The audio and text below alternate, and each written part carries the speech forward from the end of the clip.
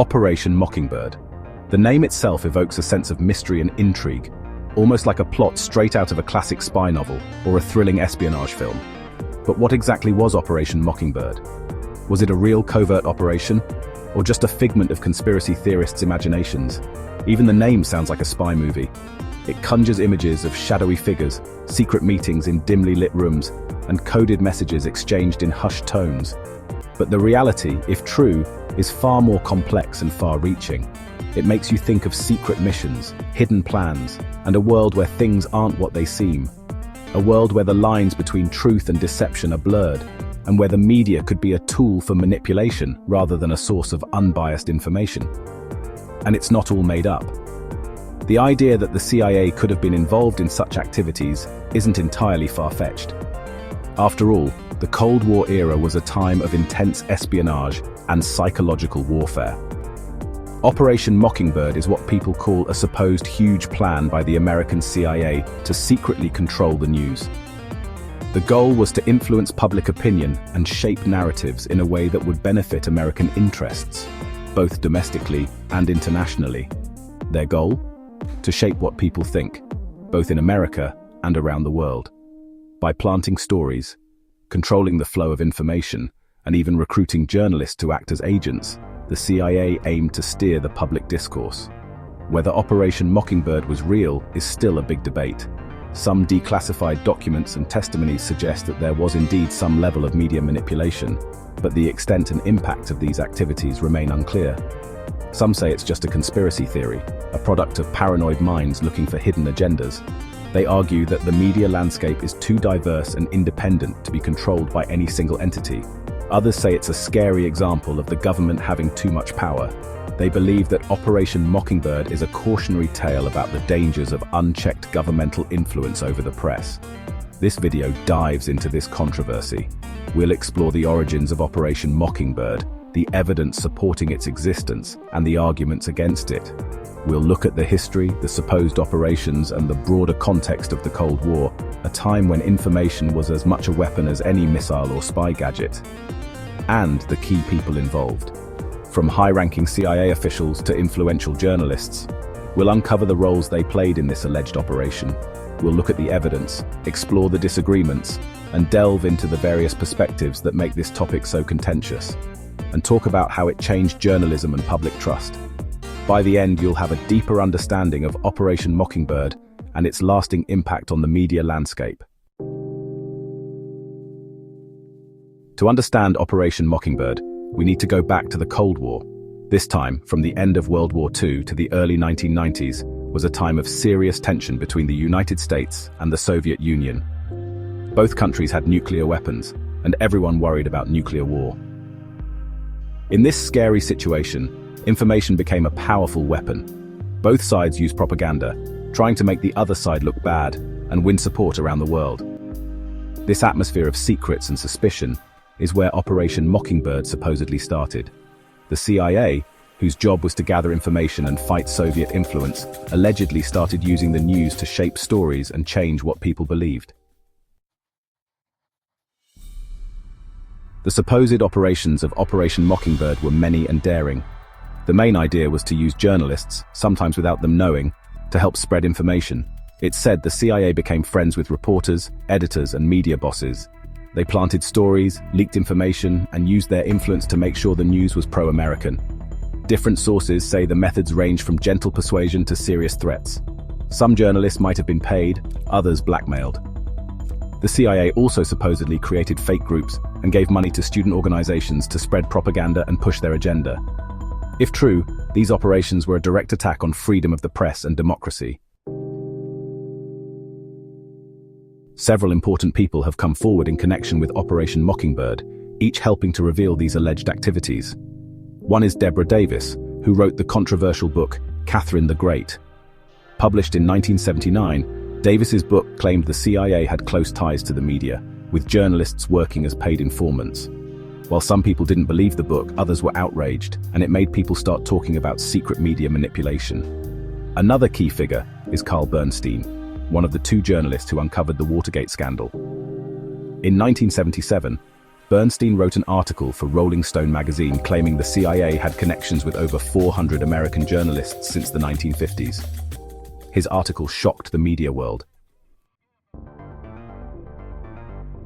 Section 5. Fact or fiction? Evidence and disagreements. This section delves into the murky waters of Operation Mockingbird, a topic that has sparked heated debates and numerous controversies over the years.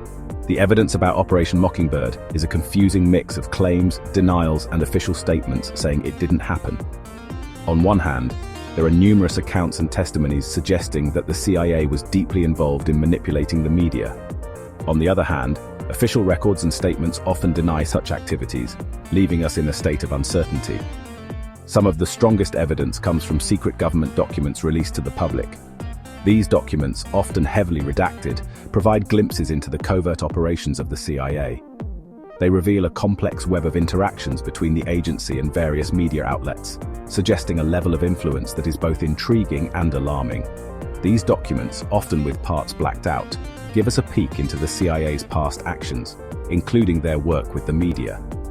The redactions themselves tell a story of secrecy and control, hinting at the sensitive nature of the information that remains hidden from public view. One such document is the Family Jewels Report, written by the CIA in 1973. This report is a treasure trove of information, detailing various covert operations and questionable activities undertaken by the agency.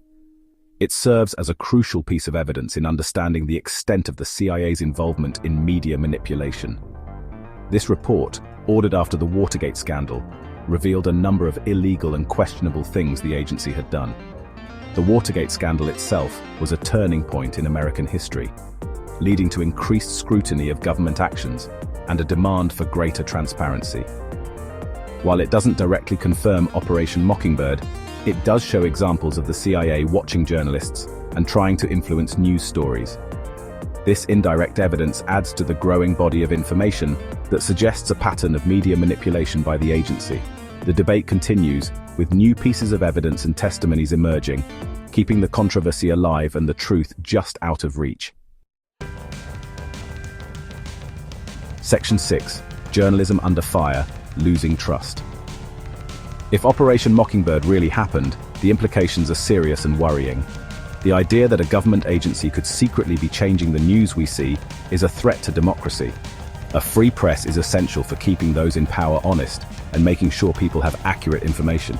When we lose trust in the media, it creates a dangerous empty space. This space can be filled with misinformation, propaganda, and conspiracy theories. Operation Mockingbird, whether a real program or a series of secret operations, reminds us how fragile press freedom is and how important it is to protect it. Section 7. Echoes of Mockingbird, Media Manipulation, Today. While Operation Mockingbird is often seen as something from the Cold War, its influence is still felt today. In a time of social media, fake news, and clever disinformation campaigns, it's harder than ever to tell what's true and what's not. Today, worries about media manipulation go beyond government agencies. Big tech companies, political groups, and even foreign governments have been accused of using social media to spread propaganda, cause trouble, and influence elections. Section 8. Navigating the information maze. Thinking critically as protection. With so much information around, it's more important than ever to be smart about the news we consume. Critical thinking is our best tool to navigate this maze. This means questioning everything, thinking about the source, and being careful about information that just tells us what we already believe. It also means being aware of our own biases, the mental shortcuts our brains take. We all tend to believe information that supports our existing beliefs and ignore information that challenges them. Section 9. Conclusion. What Mockingbird left behind and the search for truth. Operation Mockingbird, whether viewed as a massive conspiracy or a series of covert operations, serves as a stark reminder of the critical role a free press plays in our society. It underscores the delicate balance between information and manipulation, and how easily the scales can tip. The operation highlights the fragility of truth in an era overwhelmed by information. With so many sources and voices, discerning fact from fiction becomes a daunting task. It is a testament to the power of media and the responsibility that comes with it. As we've seen, The methods of media manipulation have evolved since the Cold War. Back then, it was about controlling newspapers and broadcasts. Today, it's about influencing social media, online news, and even search engine results. Yet, the objective remains unchanged: to shape public perception, influence behavior, and control the narrative. The tools may have changed, but the end goal is the same. Operation Mockingbird stands as a cautionary tale, a warning from history. It tells us to be vigilant in protecting the truth and to be wary of those who seek to distort it for their own ends. It urges us to be careful about safeguarding the integrity of information and to remain skeptical of the narratives presented to us. In a world where information is abundant and easily accessible, skepticism is not just advisable, it is necessary. We must question the sources, motives, and authenticity of the information we consume. In this age of information overload, critical thinking is not optional, it's essential. We must develop the skills to analyze, evaluate, and understand the information that bombards us daily. By fostering a culture of critical thinking and media literacy, we can better navigate the complex landscape of modern information. Education and awareness are our best tools in this endeavor. By being active and thoughtful about the information we consume, we can help protect good journalism. We can support those who strive to report the truth and hold power to account. In doing so, we ensure that journalism remains a pillar of democracy, a watchdog for the public good. We can make sure the truth is known and that it prevails over falsehoods. The legacy of Operation Mockingbird is a call to action. It reminds us that the quest for truth is ongoing and that each of us has a role to play in this vital endeavor.